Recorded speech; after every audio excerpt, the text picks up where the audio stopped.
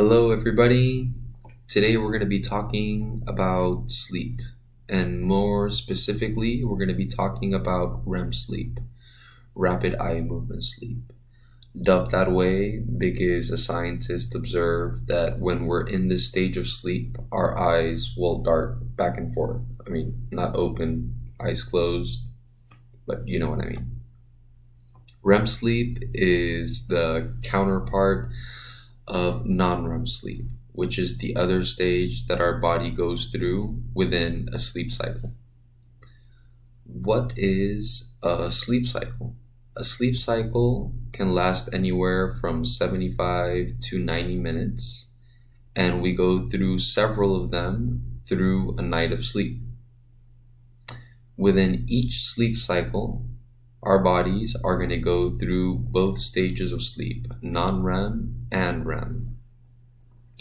But something more curious happens is that at the beginning of your sleep experience, of your sleep bout, the first sleep cycles, the ones ranging from hour 0 to hour 4, for example, are going to be heavily dominated by non-REM, whereas the sleep cycles on the end of the sleep bout, so from hours 4 to 8, are going to be heavily dominated by REM sleep. This points to a recommendation. If you want to get the full benefits of sleep, you're going to have to sleep your full 8 hours. Which is why sometimes, I don't know if you've all had this experience, if you wake up early in the morning and you decide to go back to sleep for another hour or 2 hours, you'll have very vivid dreams. And that's because normally at the end of the evening is where our sleep cycles are most dominated by REM.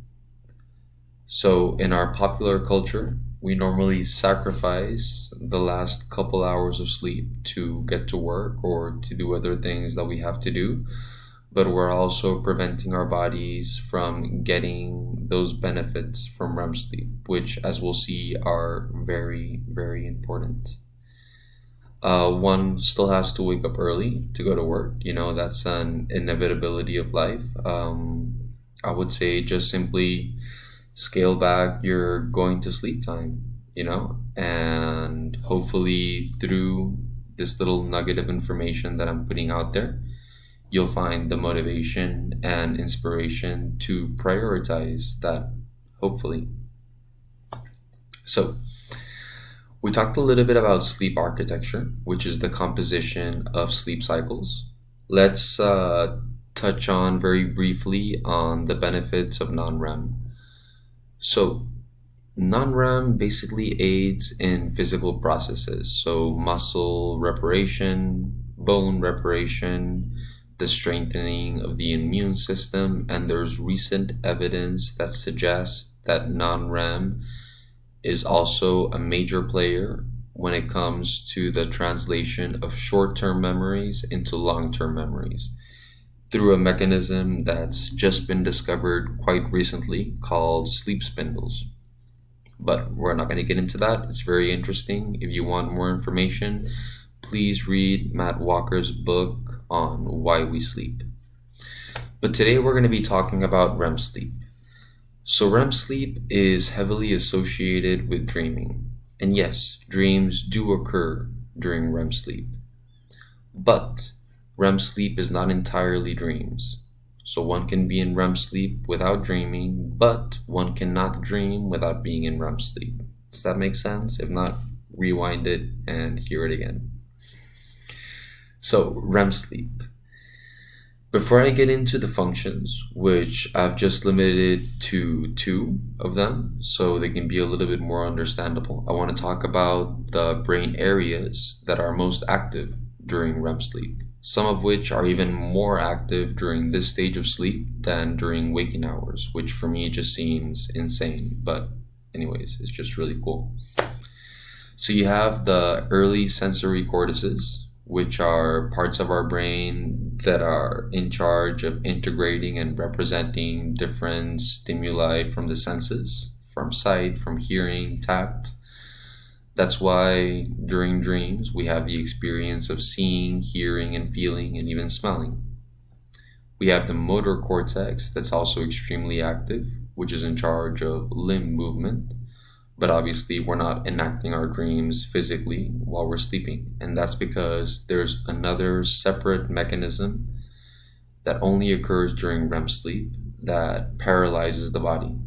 The brain accomplishes this by releasing the neurotransmitter GABA in the brain stem, I'm sorry, and blocking movement from the limbs. We also have the hippocampus that's extremely active during REM sleep. Hippocampus is involved in the processing of short-term memories. And finally, we have the amygdala and the cingulate cortexes, which are even more active during REM sleep than they are during waking hours. And these are related to emotional generation and emotional regulation. The last aspect of REM sleep that's important mentioning is that all this activity occurs in a very calm brain. And how can I say that it's a calm brain? Because there's no reading of noradrenaline in the brain during those times. There's a different mechanism that blocks the generation of noradrenaline, which is the brain's equivalent of adrenaline, during the stage of sleep. So basically, what is happening? You're having all this activity, all this brain activity, all this mind activity, which we're partially conscious of during dreams, that's occurring, but it's occurring in a very calm environment. So it's almost like your brain is going to therapy while your therapist is playing relaxing music or something in the background. It's pretty cool. Now, the functions of REM sleep are basically twofold. One of them is it aids in the creative process, and second, it aids in emotional regulation. How does REM sleep aid us in the creative process? Well, it takes ideas that are just learned and it associates them freely with longer term memories, hopefully trying to find a connection there. That's why sometimes after a good night of sleep, you wake up and you know the answer to a problem that's been bothering you for a few days. We've had plenty of experiences described in literature throughout the years of people taking a nap and waking up knowing the solution to a very complicated math problem or etc. You know, the whole eureka story in ancient Greece. That was because the guy took a nap in the bath and woke up with the answer. So, very important in the creative process. Now, what about emotional regulation? How does it aid us in that? Well, it's quite simple. When the amygdala is active, it's basically reacting to memories that have an emotional content to it. What REM sleep seems to do is that it seems to want to detach the emotional content from the memories themselves. So you have the memory looked at objectively without this emotional content.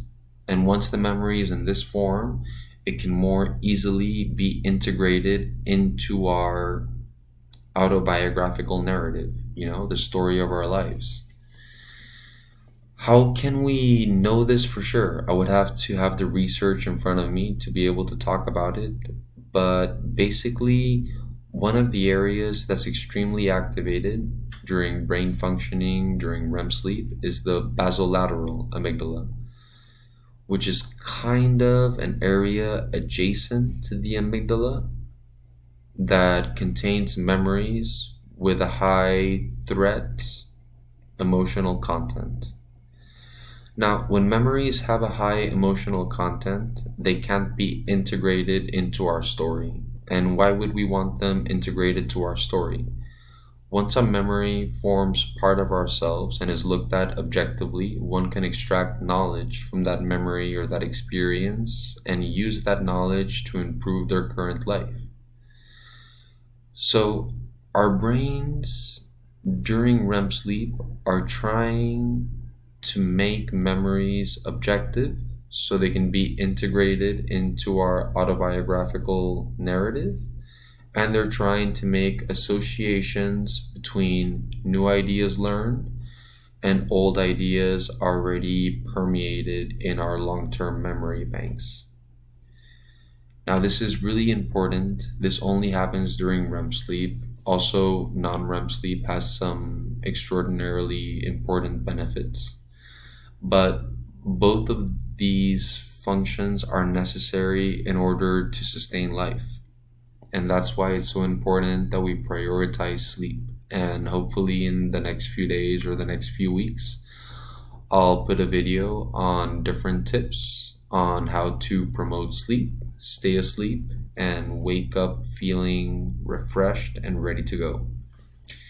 And like always, I like recommending a book at the end of my videos, and today I'm going to be recommending Matt Walker's Why We Sleep. Excellent book, really easy to read, a little bit scary, but scary only because it tells us the importance of sleep and how much we've been neglecting it in the past centuries. Anyways, have a good one.